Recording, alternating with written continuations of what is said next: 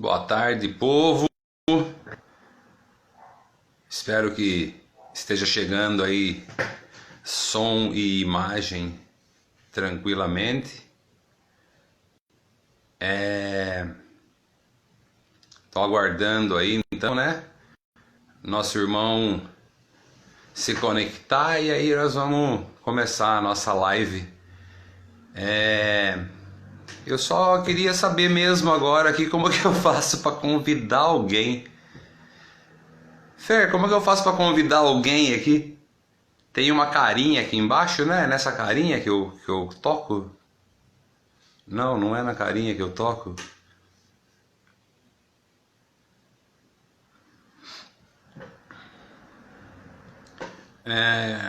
Eu sei que eu tenho que convidar quem está me assistindo.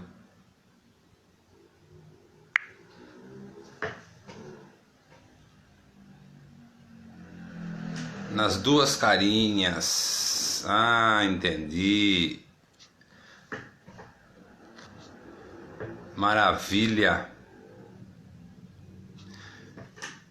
Eu vou esperar um pouquinho mais e nós vamos falar muito hoje, né? Sobre Mãe Natureza, sobre Umbanda, né?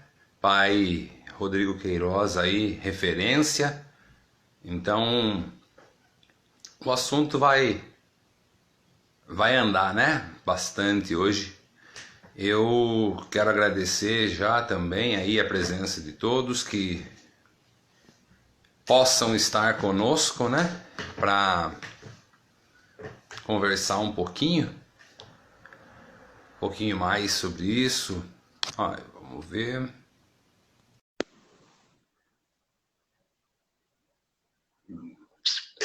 Irmão já convidado.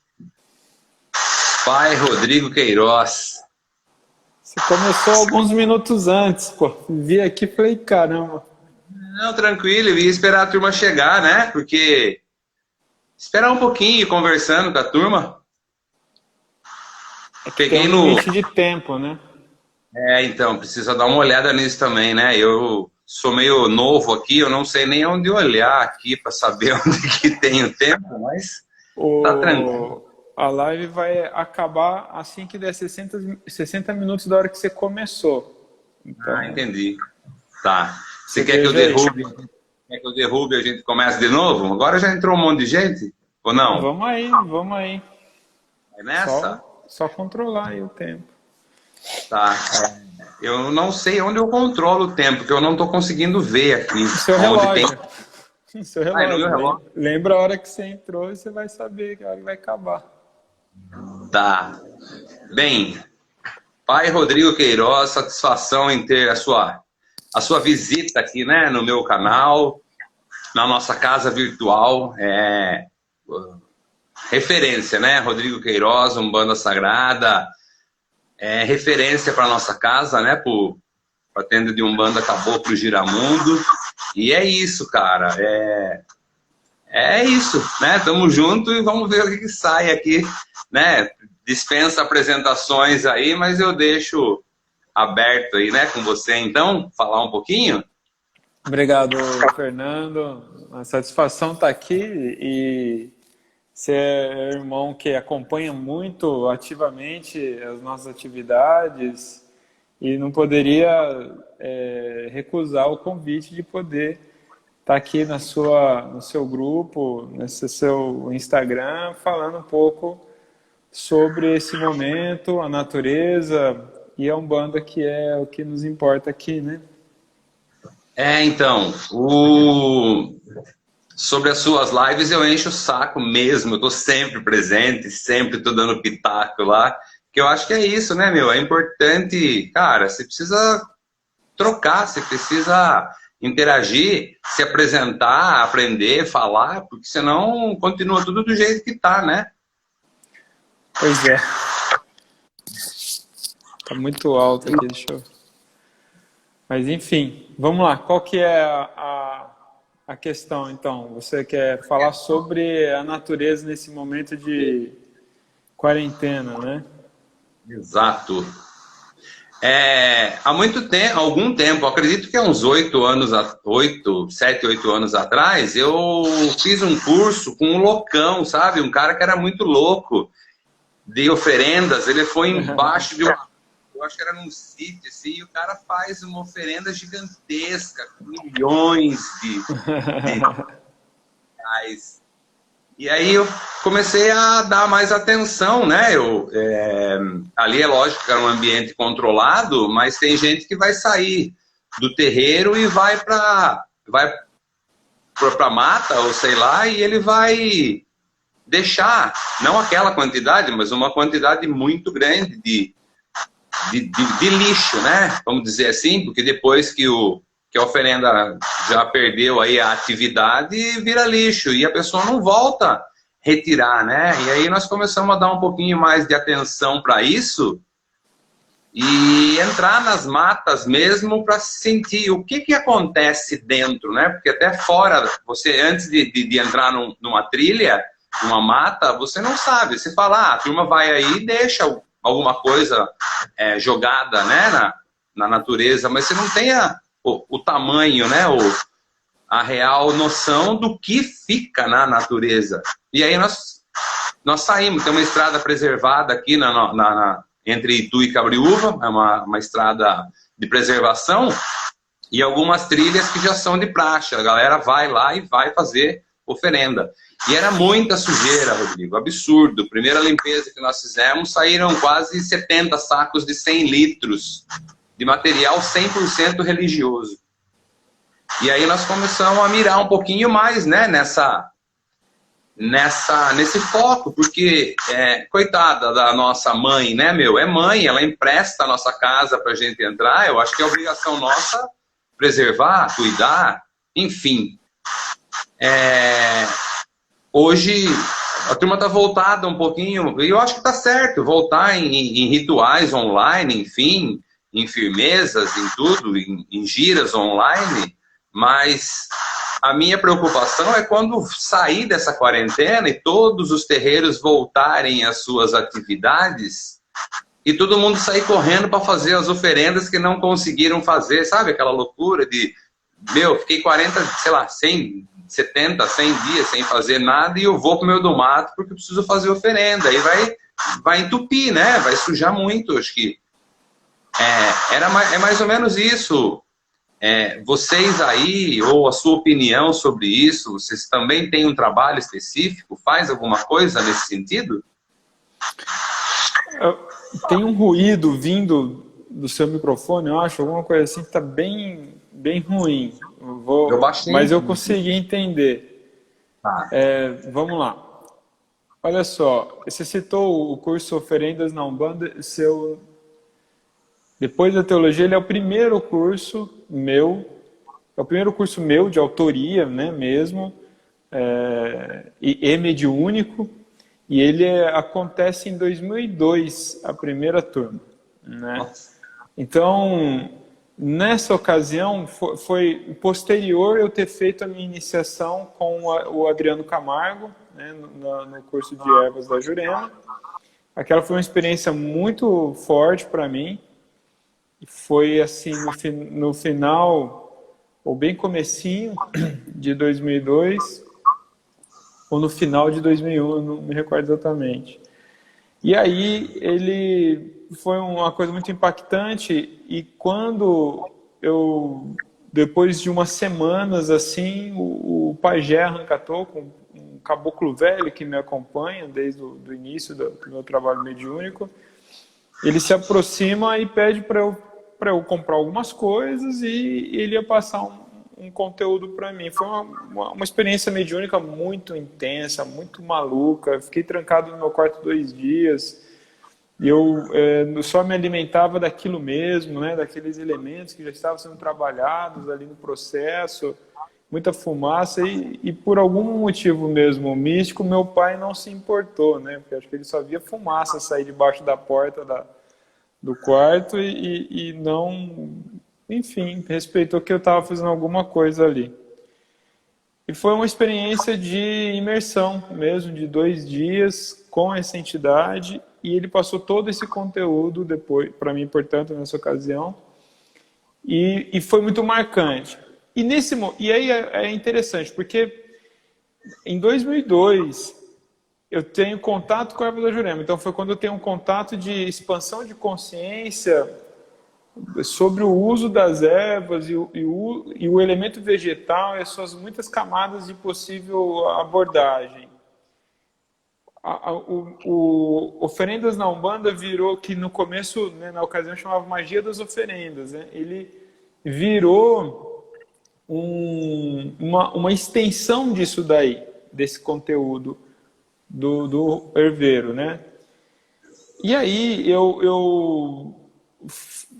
o curso, o meu curso, né, o Oferendas, ele trabalha muito essa questão da consciência ecológica, né, do umbandista, porque existe a Umbanda e as religiões afro-brasileiras, elas são cheias de contrassenso, paradoxos mesmo, assim, bem problemáticos, né, e eu sempre achei que um dos maiores paradoxos da Umbanda continua sendo, em pleno 2020, continua sendo, é justamente ser um ritual de culto à natureza e depreciar tanto a natureza, né?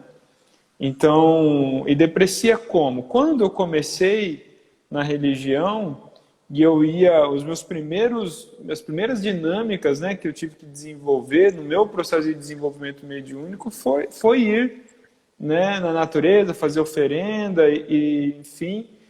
E eu lembro de entrar num lugar e também ver muito lixo, muita sujeira anterior, né? E o que me chamava muita atenção, e eu era muito garoto, eu não lembro de ser assim, o discurso ecológico ser uma coisa que era forte, sempre existiu, desde que eu existo, sempre existiu esse discurso, mas nada assim intenso como a gente vê na última década, por exemplo, né? E aí, mas eu vi ali, assim, uma coisa que me chamou muita atenção, eram aquelas embalagens de isopor, aquelas bandejinhas, né? Ali muitas coisas, e fósforo e velas, né? E aí, quem estava me guiando naquele processo, me orientando, fazendo esse start mediúnico meu, era uma pessoa dessa escola muito antiga, e ele cheio das neuras, né? Então, cuidado para não pisar em nenhuma vela, senão você vai pegar carrego. Tá, bom, posso pegar então esses isopores? Não, você não sabe se foi usado, né, em trabalho, aí você vai pegar carrego. Eu falei, nossa, caramba, eu tô num campo minado de carrego aqui. Isso foi muito marcante, mas foi a primeira vez que eu fui fazer, né? E aí, gente, um monte de sacola de supermercado, de embalagens também, acabou ali de fazer, eu fui recolher o meu lixo, falou, não, nada que entra na mata sai. Eu falei, eita! E aí aquele negócio, só que eu não tinha nem como contestar essa autoridade, né? Não tinha como... E ficou lá esse lixo, eu tenho uma dor, né, existencial desse lixo ter ficado lá, né? E aí aquele negócio me incomodou muito, assim, né? Isso se arrastou algumas outras oferendas que eu tive que fazer junto com essa pessoa, eu tive que seguir esse protocolo. Mas isso me incomodou muito logo, já perdi o contato com essa pessoa, a gente rompeu, enfim, já é uma história que eu conto em algumas ocasiões. Quando eu começo a fazer por conta, eu já começo a mudar muito isso, né? Totalmente. Então, quando vem em 2002, portanto, esse conteúdo, isso foi radical, né? O Pajé deixou bem claro, né? Uma das maiores oferendas que a gente pode fazer é isso que você fez aí, ir lá, limpar a natureza, recolher todo esse lixo. Uma vez, eu estava com a Thaís na praia, foi a primeira vez que a gente foi na praia, e uma viagem assim, lá no norte do litoral paulista, lá em Toque-Toque, pequeno, Toque-Toque grande, naquela região. E a gente estava conhecendo as cachoeiras ali, os lugares, e aí parei numa cachoeira que tinha uma galera, e aí eu entrei e vi 2 oferendas imensas, assim. A gente estava com um carro, um Celtinha, e aí eu vi uma oferenda, mas uma coisa gigante, um cesto de vime, assim, imenso, aquele negócio me incomodou, as pessoas estavam ali se banhando, brincando, né? E eu vi as pessoas incomodadas com aquilo aqui. Eu fui lá, pedi licença, me concentrei. Naquele momento, o guardião daquela estrutura ou daquele trabalho, ele se apresentou e autorizou que eu limpasse ali, mas tinha uma outra que ele não autorizou. Falei, isso aí vai ter que ficar aí, né? E ainda senti muito, que tentei questionar ele, não teve diálogo, e autorizou tirar essa grande, que era para o Oxum, mas tinha bonequinho, tinha aliança amarrada, então já tinha alguma coisa muito equivocada ali, né? E aí eu recolhi. Aquele negócio era tão grande que quase não coube no carro, assim, só para vocês terem uma ideia. Então, e era muito pesado. A hora que eu peguei, eu me arrependi. Falei, eita, agora eu vou ter que sustentar o machão aqui, né, forte aqui. E aí fui saindo com aquele negócio no colo e as pessoas, né, foi ficando assustadas, estava chegando, tipo, nossa, esse macumbeiro aí. Então você vê que há um incômodo mesmo, não é legal, não é esteticamente interessante, não é ecologicamente correto e não é consciente mesmo, assim, né?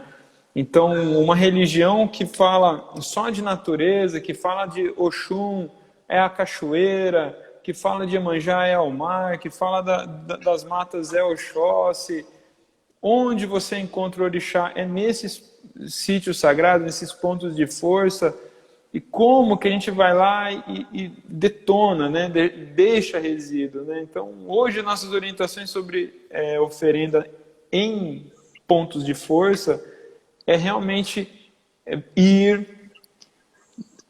usar o máximo de tudo biodegradável, e vai sempre ter vela, então esteja ali, fique ali no mínimo meia hora, ou o tempo que for necessário para a vela acabar, recolha as borras, recolha o lixo, deixa ali apenas os frutos e flores, e tudo o resto você pode retirar, você deve retirar o charuto, deschava ele, desmancha ele se tiver, né? Enterre ele ali, não deixe ele com aquelas embalagens dele, né? Dependendo se for um charuto de má qualidade, aquele charuto que é envolto com papel no meio dele.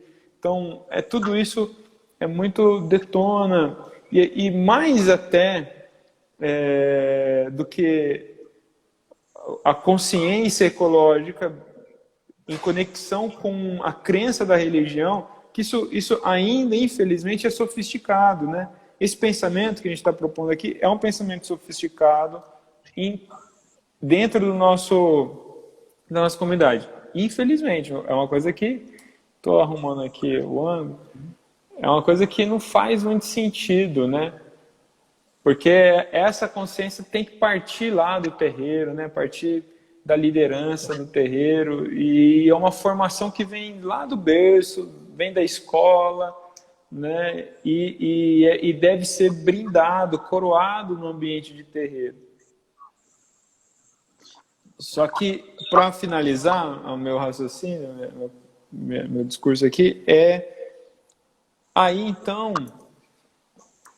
a gente tem o dever de ir, pode fazer e recolher, né? Só fica lá o que é humus, vai virar adubo, vai ser colaborativo e não o contrário. E se no caminho você encontrar, simplesmente esteja em paz de recolher, né? Dá para você saber se aquela oferenda tem mais de 24 horas. Você olha, você sabe o que está ali, aquela sujeira.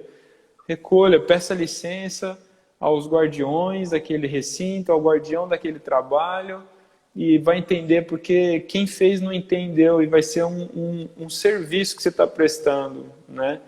Então, a gente vai ser sempre julgado por isso. No olhar popular, no olhar de quem está fora do nosso sistema religioso, ele vai julgar isso e falar, olha que gente porca, que gente deselegante, que gente sem consciência.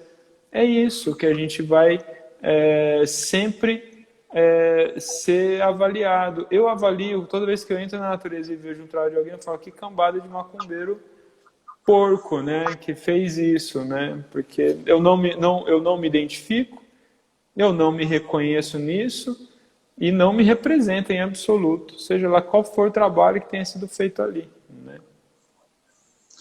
É engraçado porque é a primeira vez que nós fomos. Peraí, eu acho que eu cortei. Você já tinha encerrado a sua linha? É isso.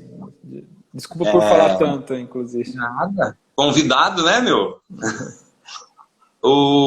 A primeira vez, então, né, que nós fomos, tinha algumas imagens que nitidamente estavam lá, assim, cara, há mais de, sei lá, 30 anos, não sei, apodrecendo, né? Muitas imagens. E aí foram poucas pessoas que aderiram na primeira vez. Acho que nós fomos uns 7, 8. E subimos lá as trilhas e aí chegamos na imagem e falei, viu, sinceramente, ó, você acha que Xangô, que era uma imagem de São Jerônimo que chamou a atenção, eu falei, você acha que Xangô está sentado aqui há 30, 40 anos enquanto essa imagem está aqui? Se a gente tirar a imagem daqui, Xangô vai embora? É isso? Realmente se pensa nisso? Uhum. A questão não é nem essa, né? Quando você vê a imagem no ponto de força, é alguém que foi orientado a despachar lá. E esse é um problema, né? As pessoas não sabem, e eu frequentemente, assim, todas as semanas eu recebo alguém me consultando o que fazer com as imagens do parente que faleceu, do pai de santo que morreu, enfim, do médium que abandonou a religião, que não quer mais saber e está tudo certo. E a orientação ainda é essa no geral. A pessoa vem confirmar comigo se eu acho que vem, sei lá, sua terceira, última tentativa de uma orientação mais que faça mais sentido, parece, né?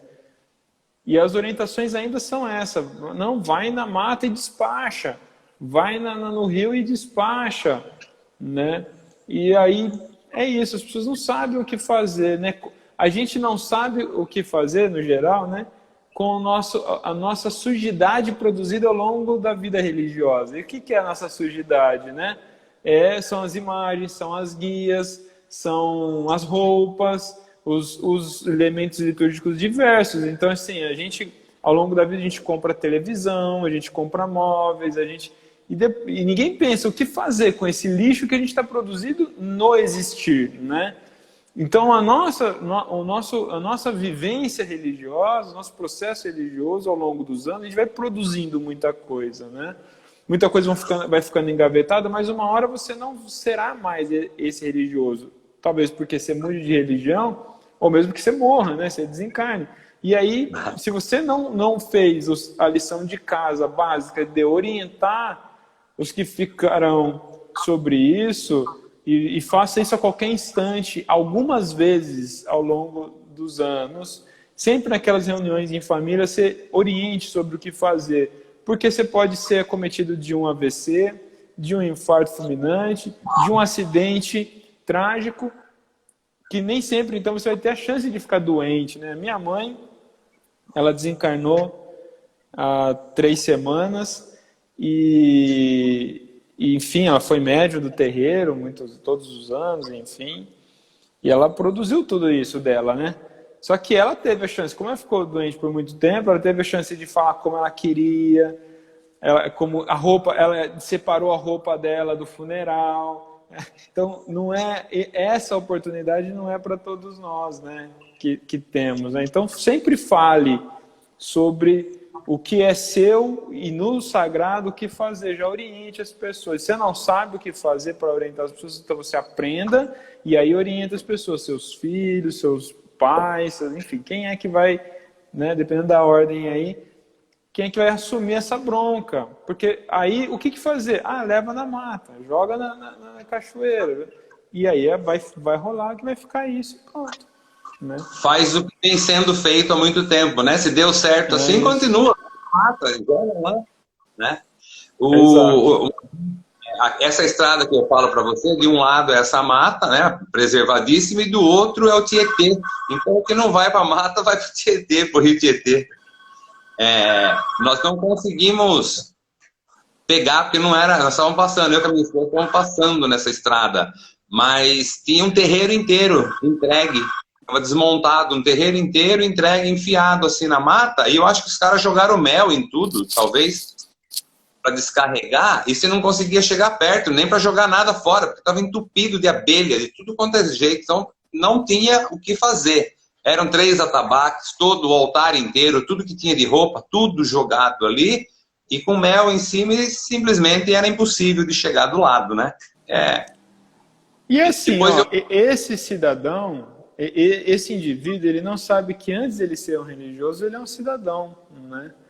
É um ser humano habitando esse planeta, né? Então, jogar fora onde, né? O planeta está aí, você não consegue jogar para fora do espaço. Então, como assim, né?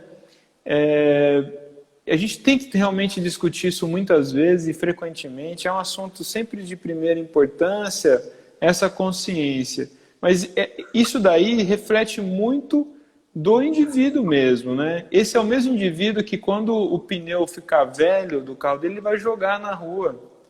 É o mesmo indivíduo que queima as folhas na calçada, no terreno baldio, ele taca fogo, né? Então, a coisa transcende o religioso, mas ainda é muito forte o não saber o que fazer e acredita que se leva na natureza, os orixás dão conta de resolver. Uma vez morreu um religioso aqui na cidade, enfim, um indivíduo que ele era do candomblé e a mãe de santo dele era lá do Mato Grosso. E não queria saber de fazer os procedimentos aqui. Só que esse cara era um cara que vivia numa casa gigante e praticamente cada cômodo da casa era um quarto de orixá. E era coisa muito... Era lindo de ver, assim, era uma estrutura e era uma pessoa que vivia sozinha e que tinha essa relação de fé muito intensa. Tinha vários animais, assim, passarinhos e cachorros e tudo tinha nome de orixá. Era bem interessante esse caso. Só que aí ninguém queria pôr a mão nessa parada. E aí procurar dono de uma loja, né, de artigos religiosos, e eu era amigo desse cara, um colega, e ele me chamou, Rodrigo, é o seguinte, tem a situação, você pode ajudar a fazer alguma coisa? Olha, vou lá, eu desmagnetizo essa parada toda aí. Cheguei lá, nossa, fiquei assustado, porque eu não produzi tantos objetos ainda ao longo dos anos, com terreiro e tudo. E tinha muita coisa. E, fiquei um dia inteiro lá, removendo e desmagnetizando e fechando os processos e tal. Bom, mas eu tenho esse preparo, eu sabia fazer, né? Não é comum isso. Agora, se tivessem sido orientados a jogar na mata... Eu fiquei pensando na época, falei, nossa, isso ia ser um desastre ambiental, porque era muita coisa.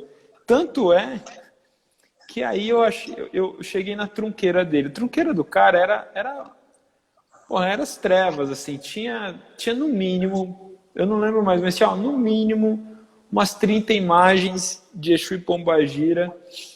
Era um quarto, o quarto era grande e tinha até pia lá dentro, só para você ter uma ideia, das coisas não saíam de lá, era um procedimento bem ortodoxo, muito lindo de ver e tal. E assim, cada imagem tinha sua bebida, tinha seus elementos, tinha seu perfume, tinha até assim, uns perfumes importados, Animale, eu me chamou Animale porque eu usava naquela época, tinha como que chama? O famoso também. Enfim, tinha uns... Eu falei, caramba, né? Que incrível. Moderna, né? E o cuidado, porque assim, você dá o seu melhor mesmo, né? E ele tinha condições para dar o melhor. E aí... Mas aí a trunqueira, a hora que eu cheguei na trunqueira, eu fiz tudo. Eu cheguei na trunqueira, pum! Eu me lembro, foi muito foda, assim, o Exu Tiriri, chefe daquela trunqueira, o cara se materializou na minha frente. Eu tomei um choque, que eu não sabia se eu corria, se eu gritava. Tem medo de espírito, né? Aí ele falou assim, aqui você vai encaixotar tudo e vai mandar pra mãe de santo, filha da puta. Eu falei, caralho, né? Como assim? Falou, se vira. Eu falei, eu virei pra pessoa que tinha me convidado para fazer serviço, falei, a situação é essa. Aí fomos mexer nas coisas assim, perto do telefone dele. E aí eu vi que eu peguei uma conta telefônica, olha que loucura, né? É muito conduzido também. E comecei a ver os telefones lá. E vi que tinha um telefone com DDD de longe, que tinha as ligações mais longas dele. Eu falei, essa é a mãe de santo desse cara.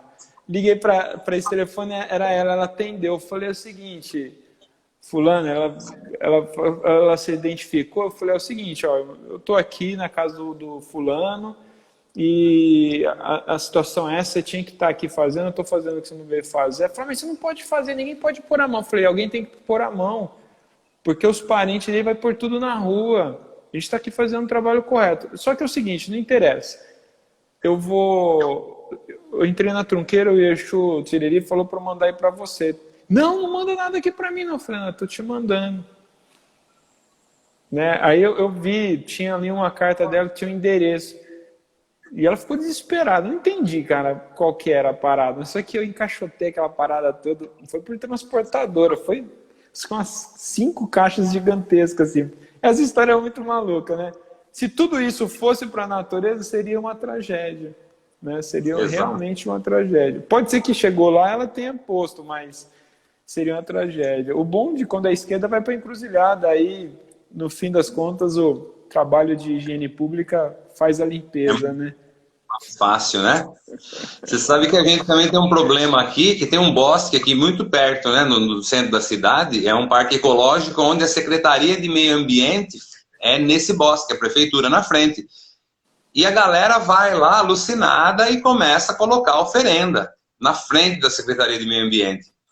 E algumas vezes eu fui até lá para tirar. Tem um amigo nosso também que é médium de Umbanda, que é da secretaria, e chamou e, enfim, nós tiramos. Mas eu falei, viu, então, e se eu fizer uma palestra, chamar, sei lá, me chame aqui na secretaria, ou chama Apple, a empresa que coleta, né, faz isso daí, eu troco uma ideia com os caras, com os limpeza, que eles podem mexer depois, assim, só que, sei lá, acho que 70% dos trabalhadores dessa empresa são evangélicos, então não deu, não teve jeito. Que pena, né? Aí não teve como entrar. Mas a gente tem que pensar que esse é um processo de conscientização. A gente vive uma era dessa, né, de muita conscientização de tudo. E essa é uma conscientização intra-religião, né, que impacta na formação do ser humano, mas já que a gente reconhece que a gente é uma religião, que tem muito ser humano mal preparado para ter uma consciência ecológica, a gente então tem que fazer isso. Eu acho que todos que estão nos assistindo é um agente ativo disso, né? Tem que assumir uma responsabilidade de agente ativo disso. Educar mesmo, fazer panfleto dentro do terreiro, eventualmente fazer palestras sobre esse tema, né? Uma palavra, uma orientação, trabalhar muito dentro da corrente sobre isso, propor a dinâmica, né, de fazer limpeza, propor a dinâmica de fazer as oferendas com consciência, e fazer, e executar, e as pessoas validarem na prática, porque as pessoas precisam validar. Quando elas validam e vê que funciona, que está tudo bem, agora ela aprende, né? Então, diante do desconhecimento da possibilidade de validação, as pessoas não sabem o que fazer. Porque assim, ó, para despachar uma imagem, o que fazer? Quem tem essa resposta, né? Não é todo mundo que tem essa resposta. Então, se não é despachar na natureza, no cemitério, qual é a alternativa, né? Então, a alternativa, por exemplo, é você fazer uma limpeza com ervas e sal grosso, você desmagnetizar ela, fazer uma reza livre, né?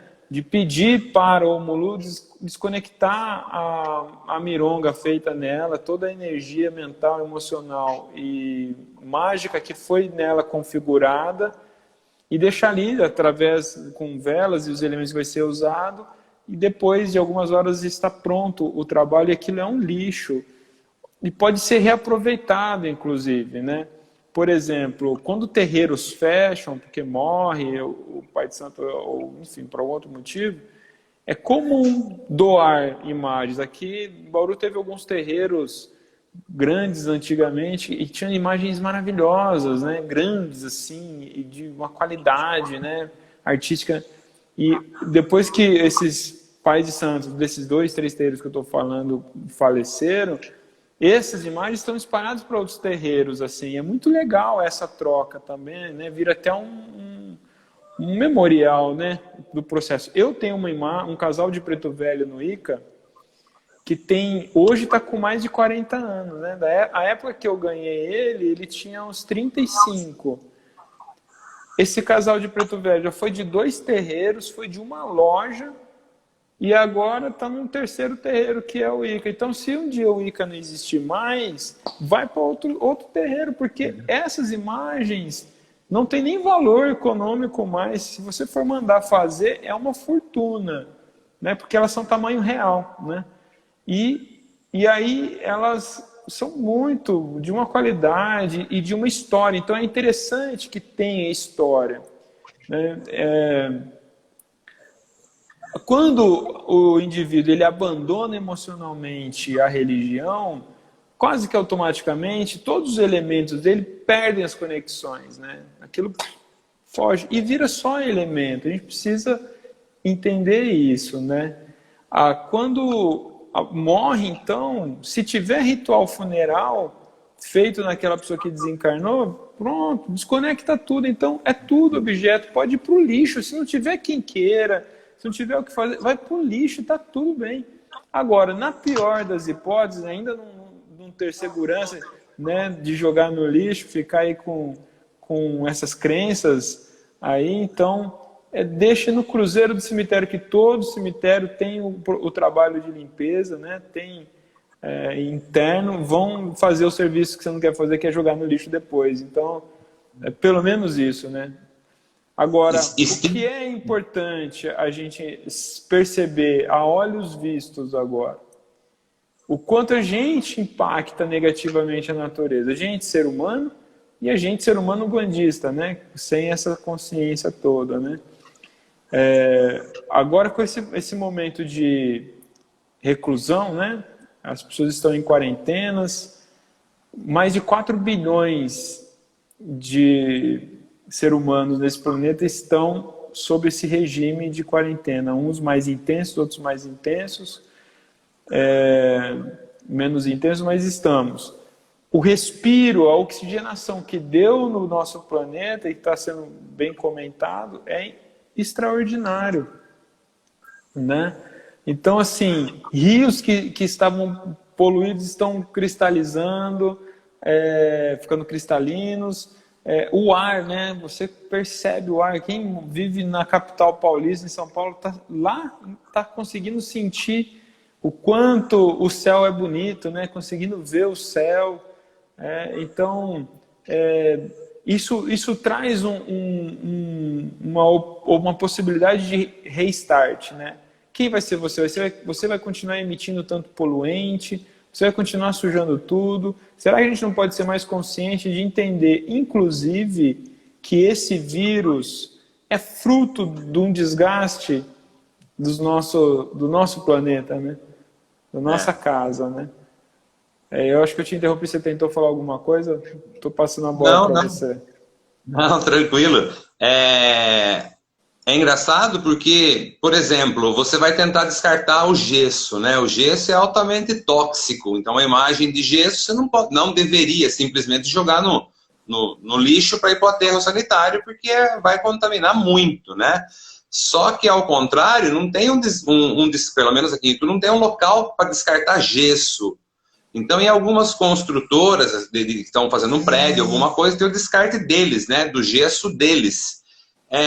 Agora, imagina, você vai chegar lá com uma imagem de Exu, por exemplo, por segurança daquele lugar, fala, viu, eu precisaria que você me autorizasse a descartar essa imagem de gesso aí no seu descarte. Ele não vai deixar, é difícil, né? Porque é uma imagem que já está pintada, já tem, não é o gesso puro, então complica, né? Deveria também, né? Nós precisamos pensar em longo prazo, talvez, algum descarte exatamente para isso, né? Para uma imagem que tá pintada, né? O gesso puro, se eu levar um pedaço de gesso que eu fiz na minha casa, aqui na parede, e sobrou, eu vou descartar o gesso branco, pode ser que ele aceite. Já a imagem, é difícil ele aceitar, porque até ele não vai ter onde descartar, né? Olha, os gesso, a gente pode quebrar tudo e moer, né?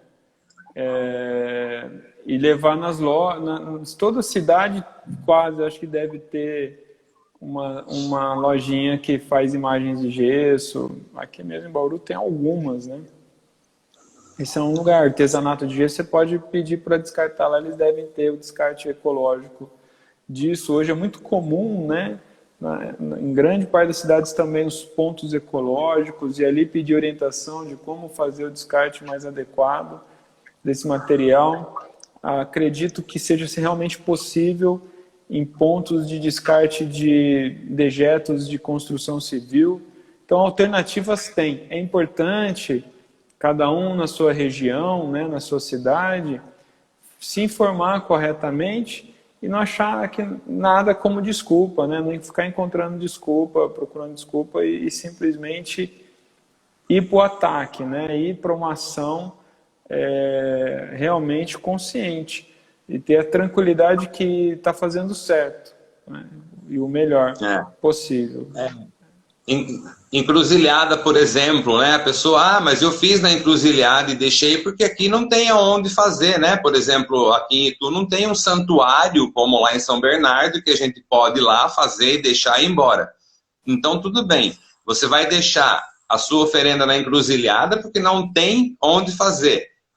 Para mim, é a mesma coisa que você falar assim, olha, eu fiz um cocô na rua porque não tinha um banheiro biológico ali na esquina.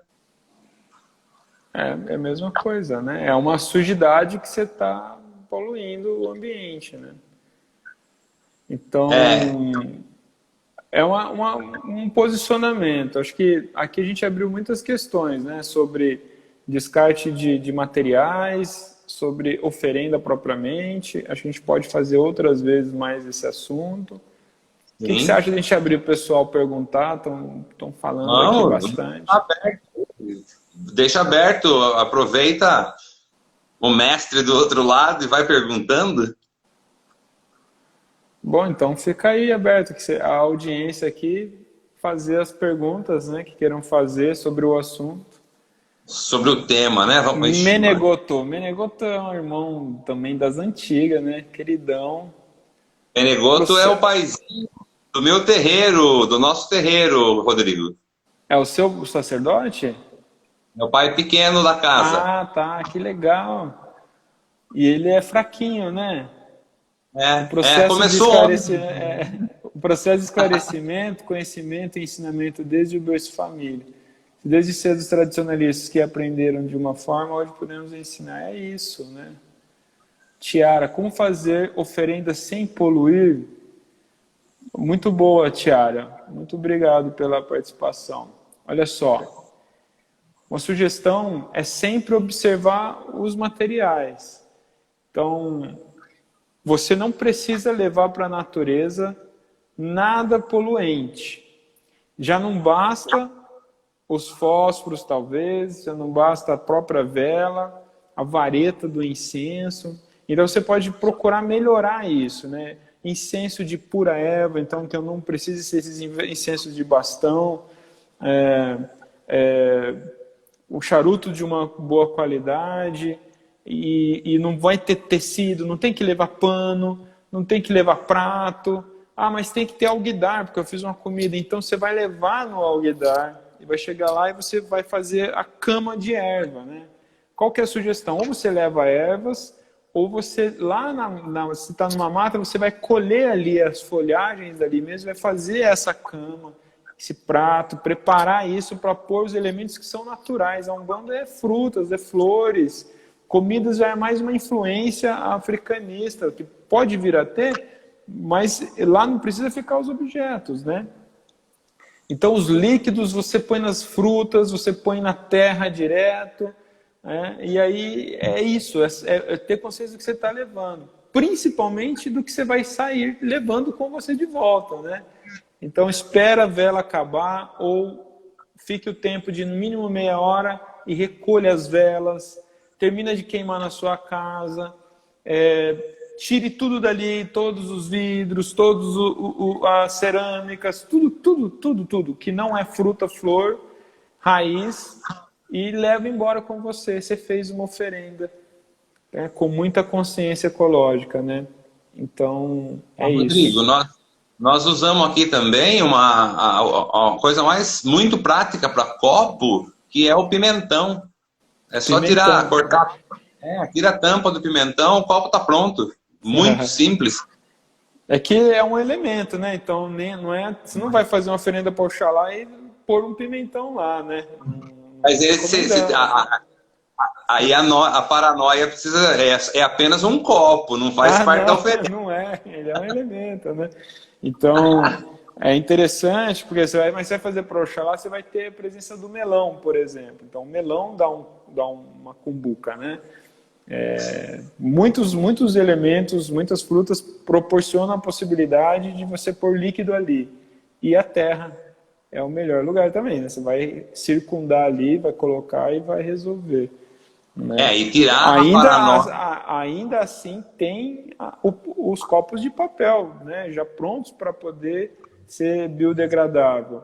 Mas ainda não precisa. Leve copo, você ainda acha importante levar, leve o copo, faz o ritual, ficou ali no mínimo meia hora, porque não existe oferenda com menos de meia hora de dedicação.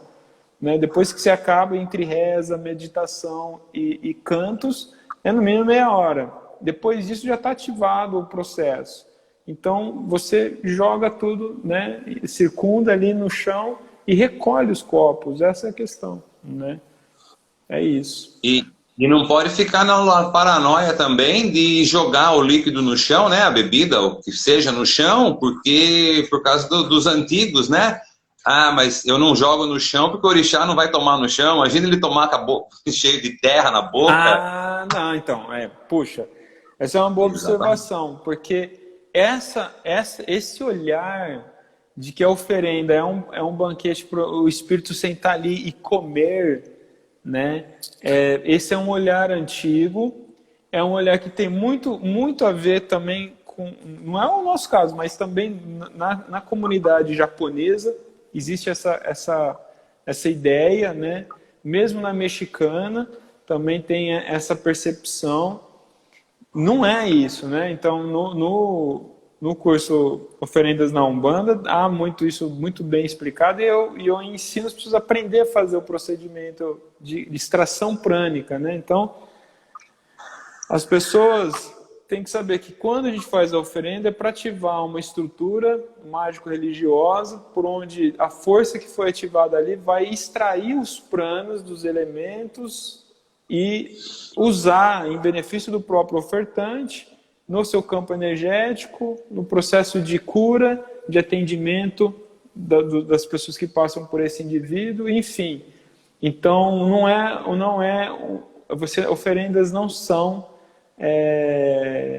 banquetes para os espíritos comer, né? Então, é só entrega prânica, chaves mágicas para poder fazer manipulações específicas no astral. Então, é preciso entender o que significa fazer oferenda. Então, a gente está falando aqui do comportamento com a natureza.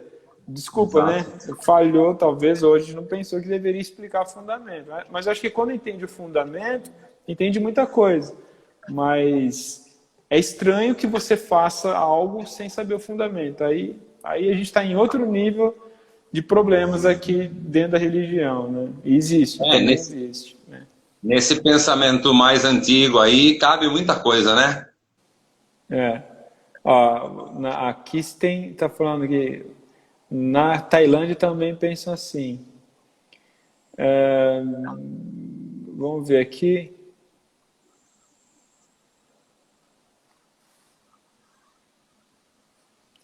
Rosana, desmagnetizar imagens e oferendas com sal grosso e pedir licença para o Mulu é um método, existem muitos métodos, esse é um. A Pipoca Kelly. E a impressão que eu tenho é que o irmão vai depositar tudo e vai embora, sem conexão, sem contato de verdade, com uma obrigação mesmo, e não com ativação de força. Essa é uma grande questão mesmo, né? Eu presenciei pessoas chegarem com sacola de mercado com as frutas, despejar literalmente ali, bater palma 3 vezes, só toma conta e ir embora. Isso não durou 2 minutos o processo. Então não é nada. E a pessoa ela foi entregar mesmo. Tá aqui, eu tô despachando aqui para você o que você pediu, sei lá, né, que passa na cabeça. Então não faz o menor sentido, não tem nada a ver, né? Chega a nem tirar o selinho do mercado que está na fruta, né? Do jeito que veio, tá indo, né? As etiquetas, né? Vocês falaram muito de matos, mas no ano passado estive na festa de Iemanjá, na Praia Grande, e foi uma vergonha de tanto lixo espalhado. Essas festas coletivas de aglomeração, que acho que esse ano não vai rolar, né? É uma vergonha alheia, né? Eu também fico muito, muito envergonhado, porque ali junta tudo, né? Junta o consciente e o inconsciente sobre os efeitos do que está fazendo. O dia seguinte mostra muito, né? O quanto a gente é porcalhão. Mas é a mesma coisa, né? Jogar só a inocente jogada do botão de rosa no mar já é algo altamente poluente, né? Agressivo. Então, tudo isso precisa ser revisto, e como ser revisto, quais são as soluções para isso, isso precisa ser discutido em comunidade, né? A gente precisa abrir a mente para isso, entender que para tudo é possível, né? Para tudo é possível. Nossa, a gente pode ter várias formas de se praticar Umbanda, né? Mas praticar esse ato de não poluir tem que ser unânime, né? Todo mundo precisa pensar de uma forma só, né? Aqui, ó, exato, ó, o canto da Oxum. Uma oferenda ecológica é a coisa mais linda. Como bióloga, vejo esses diálogos ecológicos hoje crescendo. Isso é maravilhoso. Com certeza a força não se perde, mas é amplificada. Obrigado. Não tem o nome dela aqui. Que mais, pai Fernando? Você... Temos 6 minutos, Rodrigo. Quer fazer mais uma aí? Não tem mais pergunta aqui. As pessoas comentam muito, elas gostam de falar junto, né? Comentário, né? Mas é isso, Rodrigo. Cara, você pode ser de qualquer segmento, né? Do primado, da Umbanda Sagrada, do Molocô, o que você quiser. Mas independente da sua Umbanda, a sua consciência com relação à limpeza, né? À ecologia, ao meio ambiente, tem que ser unânime. Todo mundo precisa começar a pensar na direção de não poluir, né? Eu acho que aí é o grande desafio futuro, embora muita coisa já mudou, mas acho que ainda está bem longe, né? Da unanimidade. Está muito longe do razoável, né? Unanimidade não vai existir, mas está longe do aceitável, né? Então,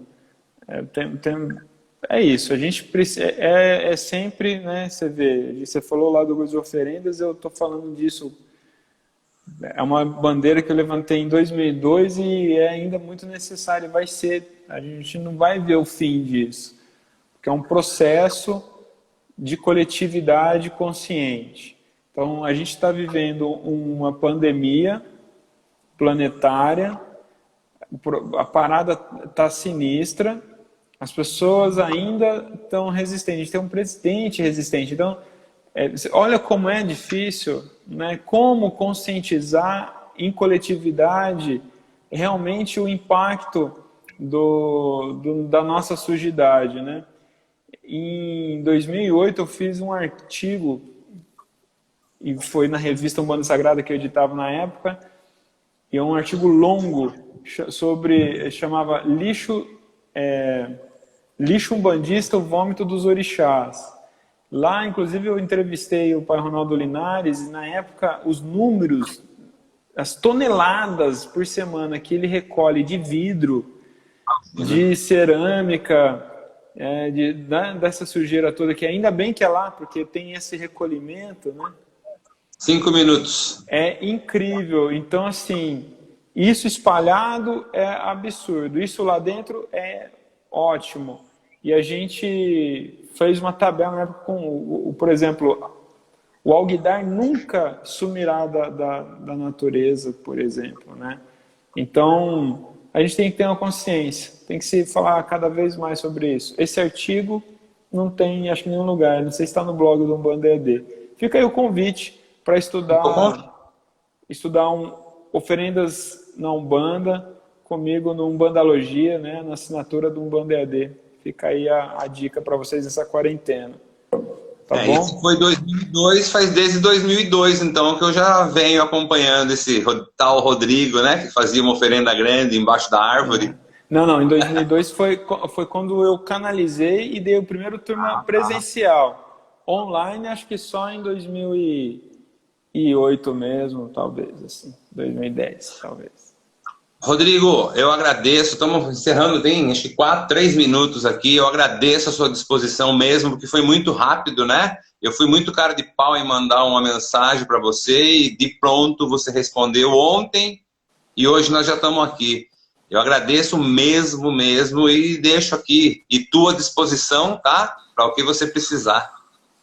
Muito grato pela oportunidade, pelo convite. Fica aí essa reflexão que a gente, antes de ser um bandista, a gente é um cidadão, um brasileiro, um ser humano que habita esse planeta. Então, todas as nossas ações, elas reverberam em todo mundo. E a nossa sujeira cria impacto em todo mundo. Muito obrigado, irmão. Axé. Agradeço, Rodrigo. Grande abraço, axé e até a próxima. Um abração. Até mais. Até.